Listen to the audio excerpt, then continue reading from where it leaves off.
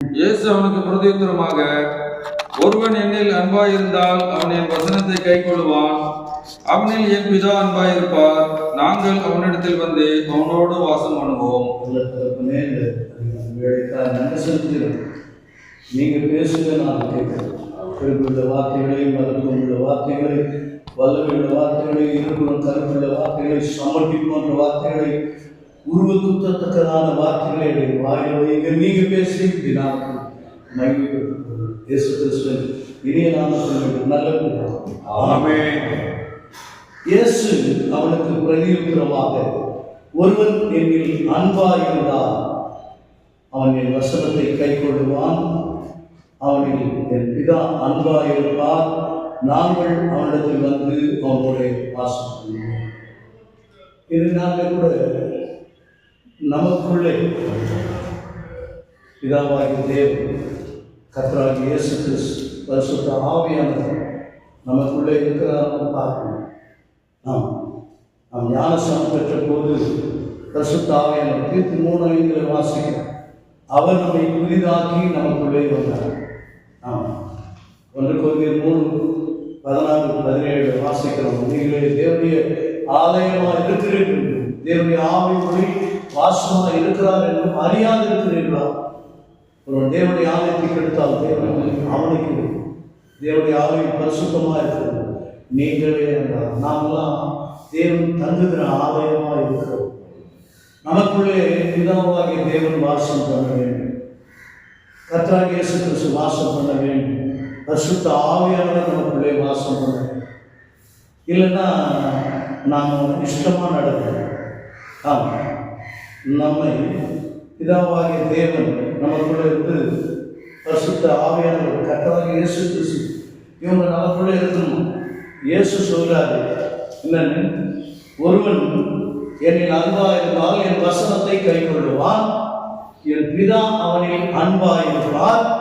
நாங்கள் வந்து அவனிடத்திலே வாசப்படும். அப்படின்னா தங்கி இருக்கிறோம். நமக்குள்ள தங்கி இருக்கிறாங்களா? நாம் கிறிஸ்துவ தானே. நமக்குள்ள பிதாவாகிய தேவன் இருக்கிறாரா? இருந்தால் போய் பேசுவோமா? திருட்டு பார்ப்போமா? இச்சைகள் நமக்குள்ள வருமா?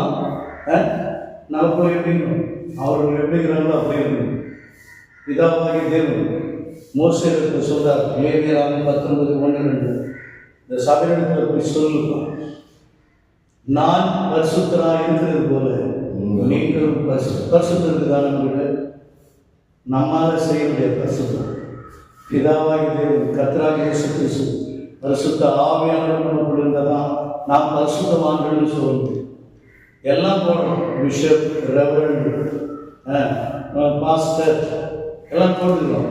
ஆனால் செயின்ட் போடணும், பரிசுத்தவான்கள் எந்த நீங்கள் பார்த்துக்கிறீங்களா? ஆனால் செயின்ட் பால், செயின்ட் பீட்டர் இப்படிதான் போட்டு வச்சுக்கிறோம் சபையில. அந்த வீடுகளை நம்ம பேர் போட முடியுமா? ஏன் இல்லை? பிதாவாகிய தேவன் நமக்குள்ள, கர்த்தராகிய இயேசு கிறிஸ்து நமக்குள்ள, பரிசுத்த ஆவியானவர் இல்லாததால அந்த பரிசுத்தவான் சம்பத் அப்படின்னு போடணும். நமக்குள்ள இந்த வருஷத்துக்கு கடைசி நாட்கள் நமக்குள்ளே பிதாவாகிய தேவன் இருக்கிறாரா? இருந்தால்தான் நம்ம தப்பிதமாக நடக்குமா? பாவங்கள் செய்வோமா? அக்கிரமங்கள் செய்வோமா? அநியாயங்கள் செய்வோமா? அருவருப்பான காரியங்கள் செய்வோமா? முடியாது. பொய் சொல்லுமா? முடியாது. திருட்டு கணக்கு எழுதுவோமா? முடியாது. ஆமாம். இச்சிப்போமா? எல்லாம் திருமணமானவங்க தான் நம்ம. ஆமாம். நான் வாலிப வயசில் ஒரு பொருத்தனை பண்ணேன். 9 வயசில் ஆண்டவர் என்ன 10 வயசில் ஆண்டவர் தேர்ந்தெடுத்தார். இது வரைக்கும் 44 வருஷம் கர்த்தருடைய ஊழியத்தில். ஒரு சாட்சியம் முன்னாடி கர்த்தருக்கு சுத்தமான சொல். ஒரு மனைவி, 3 பெண் பிள்ளைகள், தங்கை பிள்ளைகளுக்கு 5 பெண் பிள்ளைகளை தேவன் ஆசீர்வதித்தார். 4 பிள்ளைகளுக்கு திருமணமாக இருக்கிறது. ஒரு மகள் இப்போ வேலைக்கு போயிருந்தார்.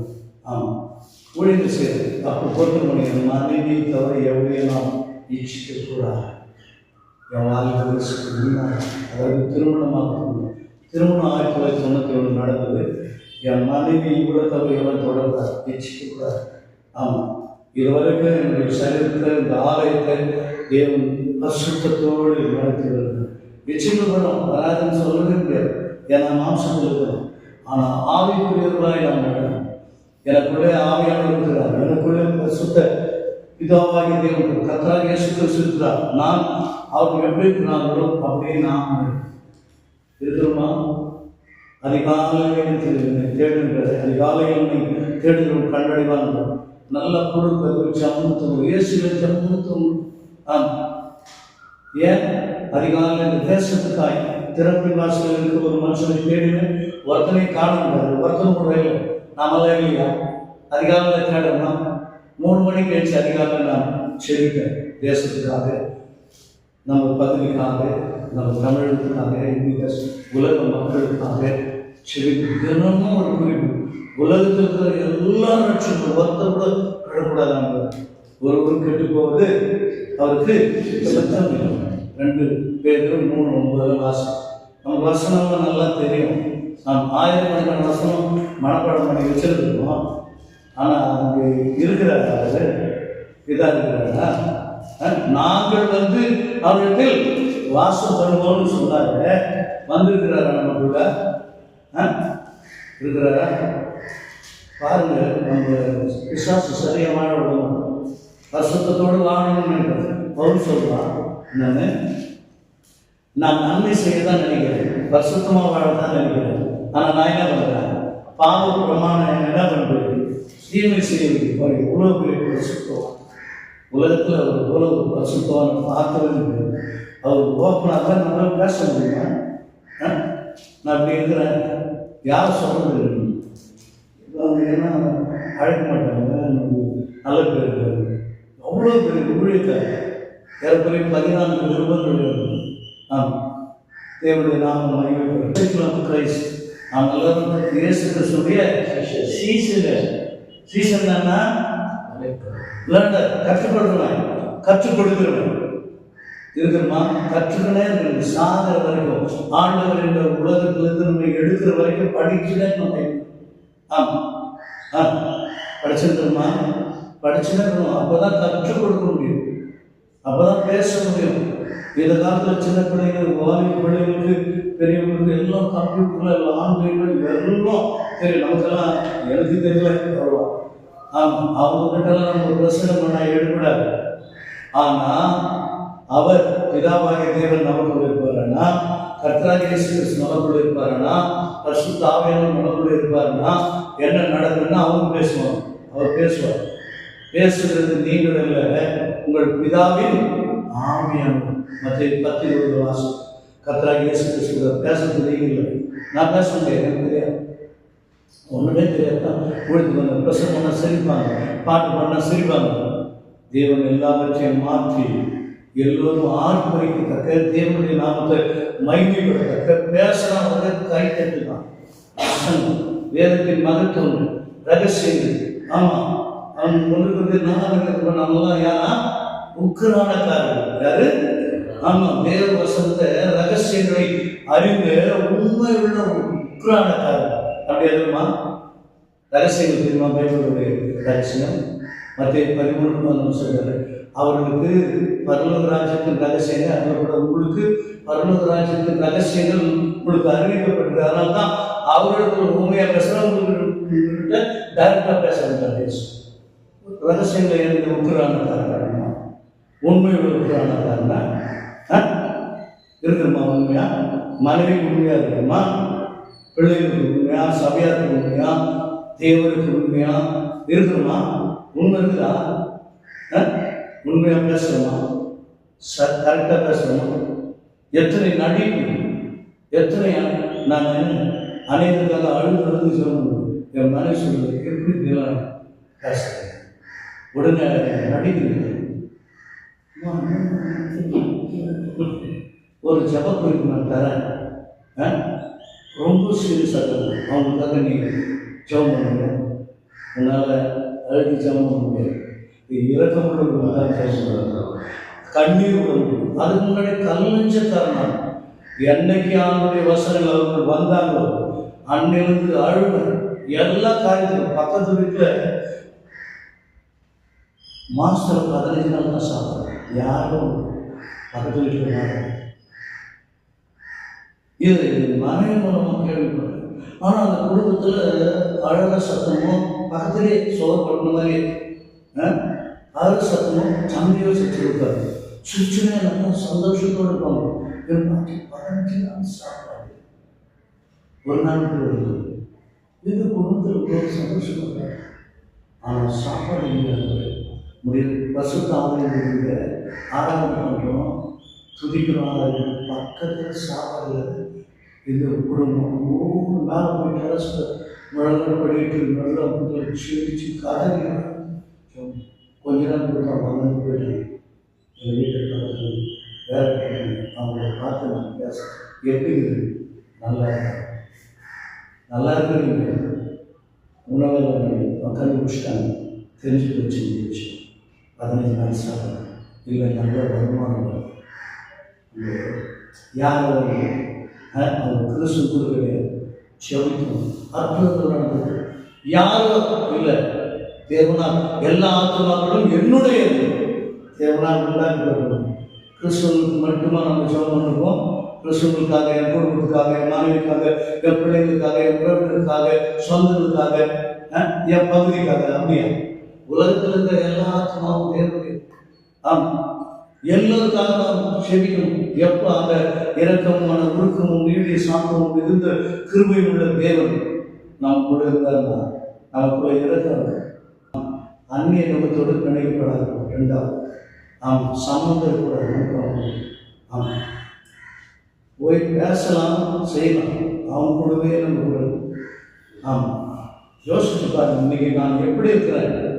நான் ஊழியக்காரன்னா விசுவாசியாக இருக்கிறவங்களே எப்படி இருக்கிறாங்க பாருங்க. நம்மளை காட்டலாம், அவர்களை காட்டலாம் 1000 10,000 மடங்கு நம்ம பரிசுத்தவாங்க. யார் காட்டலாம்? விசுவாசிகள் காட்டலாம். பயப்படணும். ஏன்? தேவநாயகத்தை உள்ளுகிறார், ஆஸ்கர் இருக்கிறார், எங்கள் ஐயா இருக்கிறார், இயேசு இருக்கிறார், பரிசுத்தாக கிரியை செய்கிறார். அதெல்லாம் நம்ம பார்த்த ஊழியக்காரன் பாசம் ஒன்றுமே தெரியாது. வேதத்தை படிக்கிறதில்லை.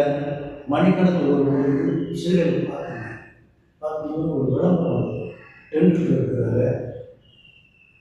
8 மணி நேரம் ப்ராக்டிஸ் பண்ணுவோம். கேட்டேன் ஒரு உலகத்தான் 8 மணி நேரம் ப்ராக்டிஸ் பண்ணோம். 3 நேரம் படிக்கிறாங்க. 8 மணி நேரம் படிக்கிறீங்க. அதில் 8 மணிக்கு நேரம் தான் படிக்க ஆரம்பிச்சேன். 5% ஆடினேன், நடந்ததுமே சிரிச்சுனே போயிடும். ஒரு செகண்ட் வீணாக மாட்டேன். அற்புதங்கள், அதிசயங்கள், என்னென்ன ஜாபமோ அதெல்லாம் அற்புதங்கள் நடந்தே போகும். இல்லைன்ற பேச்சுக்கே கிடையாது இடம். பயங்கர அற்புதங்கள். இன்னைக்கு பூரா எனக்கு செய்த அற்புதங்கள், அதிசயங்கள், பெரிய காரியங்கள் பயங்கரமாக இன்னைக்கு மட்டும் இல்லை, வருஷம் பூரா சொல்லுது. வருஷங்கள் போதாது, பல வருஷங்கள் போதாது. சொன்னேன் என் ஆயுசு நாட்கள் வரைக்கும் சாட்சி சொல்லுது. எல்லாம் பிரமிக்கத்தக்க அதிசயங்கள்லாம் சொல்லுது. ஏன்? அவங்க இருக்கிறாங்க. நாம சொல்றது கேட்க ஊழியக்காரங்க நிறைய பேர் பைபிள் படிக்காத ஊழியர் சுத்தினே ஊழியர் செய்யணுங்க. இன்னைக்கு என்ன பேசணும்னு கேட்கலாம். தாவீது கேட்கலாம், போகலாமா? அந்த விட சிக்கலாக்கான வீடு எல்லாம் மனைவியும் சிறைபிடிச்சு போயிட்டோம் இருந்த உள்ளெல்லாம் போகலாமா? விசாரிக்கலாம். தாவீது விசாரிக்கிறது. இதை விசாரிக்கணுமா? இதை செய்யலாமா? இது செய்யலாமா வேணாமா கேட்கணுமா? நம்ம இஷ்டத்துக்கு தோல்வி அவங்ககிட்ட கேட்குங்க. தகவலே போகலாமா? இந்த காரியம் செய்யலாம். இன்னைக்கு போகலாமா? வேணாம்னாக்கா நம்ம கருத்து போடணும். ஒரு சொல்லிட்டு வரவானா? ஆனால் அதை வந்து கேட்டேன். உடனே சொல்ல மாட்டேன். சொன்னாயா? உடனே சொல்ல மாட்டேன். அதுக்கிட்ட கேட்பேன். இதாக்கிட்ட கேட்பேன். இயேசுவின் மூலம் போனாக கேள்வி நான் வரமாட்டேன். கேள்வி வரல தயாராக அதனால நாம் கேட்கணும். இந்த காரியத்தை சொல்கிறேன், இந்த காரியத்தை செய்யணும், இதை நீங்கள் என்ன பண்ணணும்? ஆசீர்வதிக்கணும். கேட்கணுமா? இல்லை, நம்ம இஷ்டமாக ஜபம் ஒன்று பண்ணிட்டு போயிட்டே இருக்கணும். அப்படியா விசாரிச்சுட்டே இருக்கணும், அவருக்கு கேட்டே இருக்கணும். அவர் என்ன சொல்றாரு, யார் மூலமா பேசுவார், வசனத்தின் மூலமா பேசுவார், அன்னைக்கு பிரசங்க பாஸ்டர் மூலமா பேசுவார், சகோதரி மூலமா பேசுவார், விசுவாசியின் மூலமா எப்படி பேசுவாருன்னு தெரியாது. அதுக்காக காத்துலே இருக்கணும். அந்த ஆலோசனை கேட்காத நடந்தோம்னா நான் தேவையை பிள்ளைன்னு சொல்லி ஒழித்தான் சொல்ல வருஷத்தமாக கண்டு பார்க்கும்போதே பேசணும். அவன் பேச பேச்சு பேச சிந்தையில் பேசணும். கிறிஸ்துவ சிந்தையங்களில் இயேசு சிந்தையங்களில் இருக்குதா? கிறிஸ்து எப்படி நான் சிந்திச்சேன், என்ன பண்ண கிறிஸ்துவ சிந்து தெரியுமா? பாடுகளை இருந்தா கஷ்டப்பட்ட ஆளுநர் எத்தனை பேர் திட்டாங்க, எத்தனை பேர் எவ்வளோ பேர் இந்த மாதிரி பார்க்குறாங்க, பேசுகிறாங்க, சபிக்கிறாங்க, பிரச்சனைகள் விபத்துகளும் சஞ்சலம் வரது எல்லாம் அதெல்லாம் சகிக்கணும்.